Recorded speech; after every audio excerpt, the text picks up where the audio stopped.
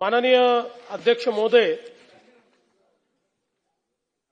भारताच्या मराठा लष्करी भूप्रदेश यास युनेस्कोचे जागतिक वारसा मानांकन मिळाल्याबाबतचं निवेदन मी या ठिकाणी करतो आहे। माननीय सभागृहाला कळविण्यास मला अत्यंत आनंद होतो आहे की महाराष्ट्रातील 11 किल्ले रायगड, राजगड, प्रतापगड, पन्हाळा, शिवनेरी, लोहगड, साल्हेर, सिंधुदुर्ग, सुवर्णदुर्ग, विजयदुर्ग, खांदेरी हे किल्ले आणि तमिळनाडूतील एक जिंजी किल्ला असे 12 किल्ले जागतिक वारसा म्हणून घोषित करण्यात आले आहे।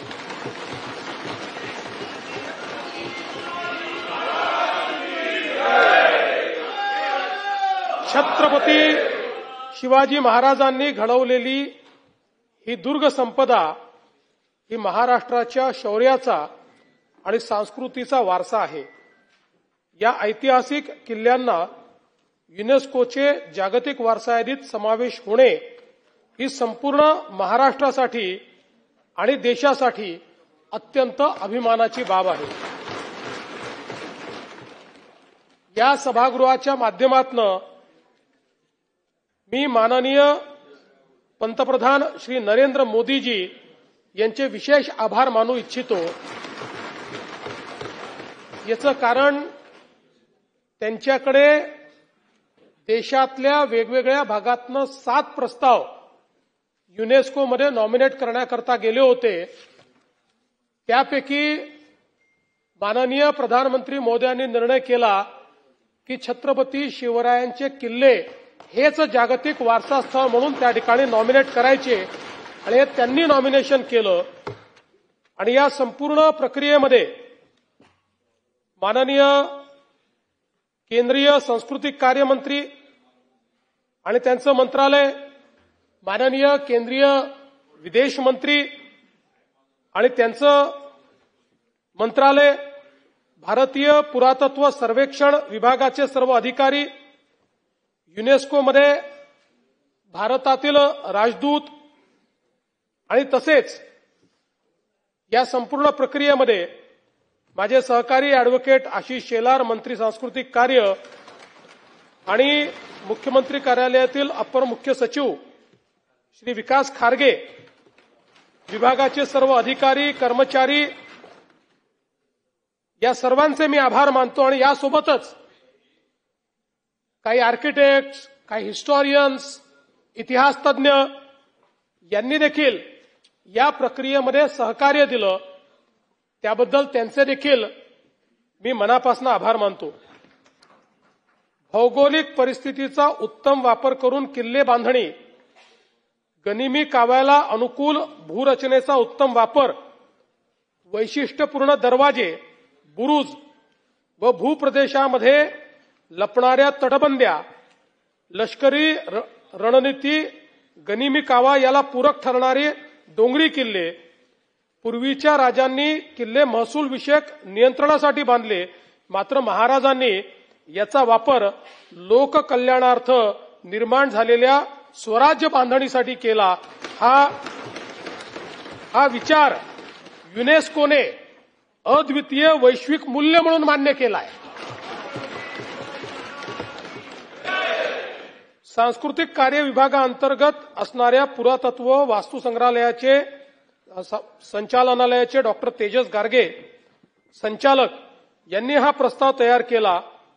संपूर्ण भारतातून भारतीय पुरातत्व सर्वेक्षणास 7 प्रस्ताव प्राप्त झाले होते। त्यामध्ये महाराष्ट्राच्या 2 प्रस्तावांचा समावेश होता। त्यातील भारतातील मराठा लष्करी भूप्रदेश या प्रस्तावाची माननीय पंतप्रधान महोदयांच्या वतीनं निवड करण्यात आली। या नामांकनाच्या कारवाईचा भाग म्हणून प्रस्तावाची तांत्रिक पडताळणी करण्यासाठी ICOMOS तज्ञ श्री व्हॅझोंग ली, दक्षिण कोरिया यांनी महाराष्ट्र व तमिळनाडू या राज्यातील किल्ल्यांना भेट दिली। यासंबंधी नवी दिल्ली येथे जुलै 2024 मध्ये झालेल्या युनेस्कोच्या जागतिक वारसा समितीचे 46व्या अधिवेशनातील चर्चासत्रात महाराष्ट्रातल्या तज्ज्ञांनी भाग घेतला. युनेस्को मुख्यालय पॅरिस येथे या प्रस्तावाचे